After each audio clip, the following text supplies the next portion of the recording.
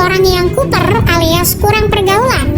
Namun ketika ia sudah jadi pemain sepak bola terkenal, La Pulga bagaimanapun dituntut untuk bisa bergaul dengan rekan setimnya.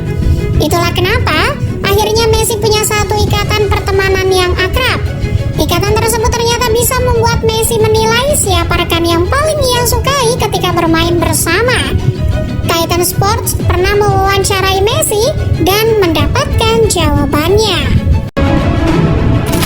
Ronaldinho adalah salah satu pesepak bola jenius yang lahir sebelum Messi. Di puncak karirnya bersama Barcelona, Ronaldinho membimbing seorang bocah dari Rosario tersebut. Ronaldinho masih ingat ketika bertemu pertama kali dengan bocah tersebut. Messi jarang bicara ketika duduk berjejeran dengannya di ruang ganti Barcelona. Messi ingat momen tersebut. Messi yang pemalu itu juga ingat apa yang Ronaldinho katakan tentang bermain sepak bola dengan riang gembira.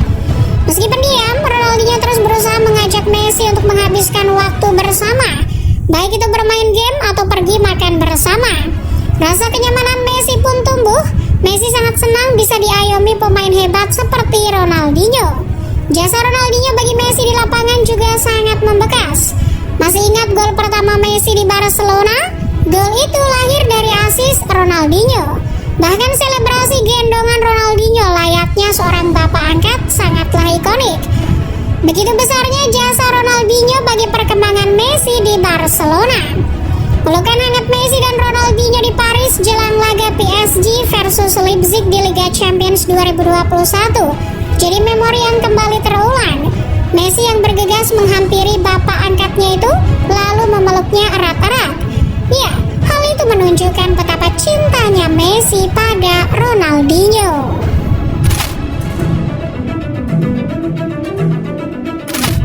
Era kejayaan Barcelona sebelum dilatih Pep Guardiola sudah bertabur bintang. Selain Ronaldinho, Blaugrana sejak zaman pelatih Frank Rijkaard sudah punya bomber tajam haus gol bernama Samuel Eto'o.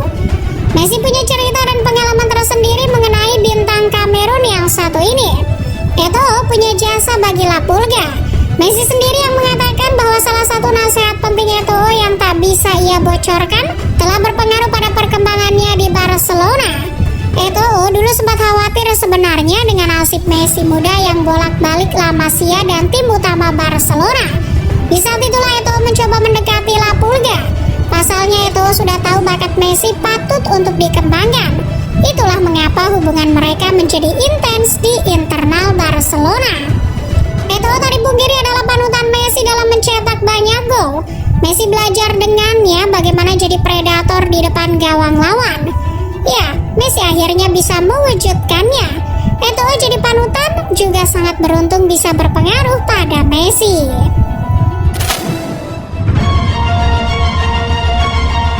Salah satu malaikat lini tengah Barcelona sebelum Iniesta, Deco Souza sempat melongo melihat Messi latihan pertama kali di Barcelona. Ia bahkan langsung menghampiri rekannya, Xavi, dan bilang, "Siapa orang ini?" Sejak saat itu Deco yang lebih senior mencoba untuk akrab dengan pemuda Rosario tersebut. Itulah kenangan indah pertemuan pertama Deco dan Messi. Bagi Messi, pertemuan dengan pemain hebat seperti Deco tak pernah ia lupakan. Deco yang kini jadi direktur olahraga Barca dianggap Messi sebagai salah satu orang yang berjasa dalam membimbingnya di Barcelona. Messi ingat ketika Deco berkali-kali membelanya. Deco sempat meminta asisten pelatih Frank Rijkaard saat itu, Henk TKT, untuk bersabar kepada Messi. Pasalnya Messi selalu kena marah oleh TKT karena jarang membantu pertahanan. Maksud Deco, alangkah baiknya TKT tidak menekan terus-menerus pemain muda seperti Messi. Takutnya berdampak pada kepercayaan dirinya. Hal yang paling monumental di karir Messi di Barcelona salah satunya adalah debutnya melawan Espanyol. Nama Deco sangat berpengaruh dalam debut Messi tersebut. Ya, Deco adalah pemain yang legowo digantikan oleh Messi di laga tersebut. Deco ibarat orang yang jadi saksi seorang superstar dunia pertama kali menginjakan rumput di La Liga.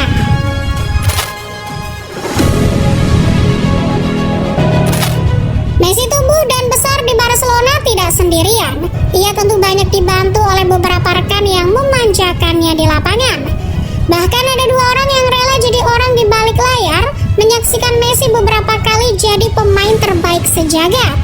Mereka adalah Xavi dan Iniesta. Umpan-umpan matang, nasihat, pengalaman yang diberikan mereka banyak berpengaruh pada Messi. Awalnya Xavi tak memprediksi bahwa Messi akan jadi pemain sehebat itu. Xavi malah lebih memprediksi Iniesta yang akan bersinar. Namun ternyata terawangan Xavi itu salah. Xavi mengakuinya sendiri. Iniesta sebagai anak yang umurnya tidak jauh dari Messi juga terkesima melihat perkembangan pesat Messi di Barcelona. Tak disangka pertemanan mereka bertiga di Barcelona kemudian menghasilkan banyak prestasi. Messi secara khusus mengungkapkan rasa terima kasihnya untuk jasa Iniesta dan Xavi. Hal itu terlontar dari mulut La Pulga setelah ia dipanggil sendirian di Barcelona oleh dua panutannya tersebut. Ya, meskipun tidak lagi bersama, Messi masih selalu menjalin hubungan akrab dengan Xavi dan Iniesta, seperti bertanya kabar lewat WhatsApp, telepon maupun bertemu langsung di kala senggang.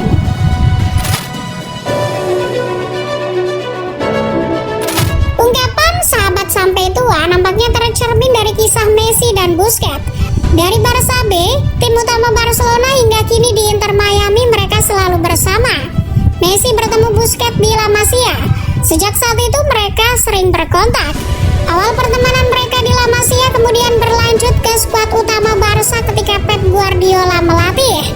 Ya, kita bisa lihat sendiri kombinasi Busquets dan Messi telah menghasilkan banyak gelar bagi Barcelona. Busquets sedih ketika ditinggal Messi pergi ke PSG. Ia sempat bertekad untuk terus terhubung dengan Messi walaupun sudah hijrah dari Barca. Entah itu lewat telepon, bertemu di saat liburan maupun lewat media sosial.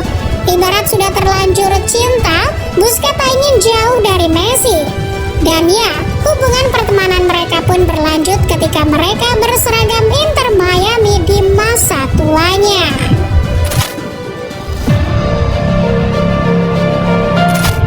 Trio MSN, Messi, Suarez, Neymar adalah trio yang paling ikonik di zamannya. Suarez adalah pelengkap trio tersebut karena datang belakangan. Chemistry mereka bak sahabat yang sudah bertahun-tahun bertemu bersama. Mereka juga punya cara tersendiri menjalin hubungan agar lebih erat. Suarez misalnya, hubungannya dengan Messi lebih dari sekedar sepak bola. Mereka bertetangga di lingkungan yang sama ketika tinggal di Barcelona. Anak-anak mereka juga menimba ilmu di sekolah yang sama. Wajar jika melihat keluarga mereka menikmati waktu senggang atau liburan bersama. Suarez juga membuat Messi sering minum mate, minuman yang akhirnya menjadi minuman kesukaan mereka berdua. Jadi tak ayal jika mereka reuni kembali di Inter Miami. Sama seperti Busquets, Suarez adalah sahabat spesial Messi yang tak akan lekang oleh waktu.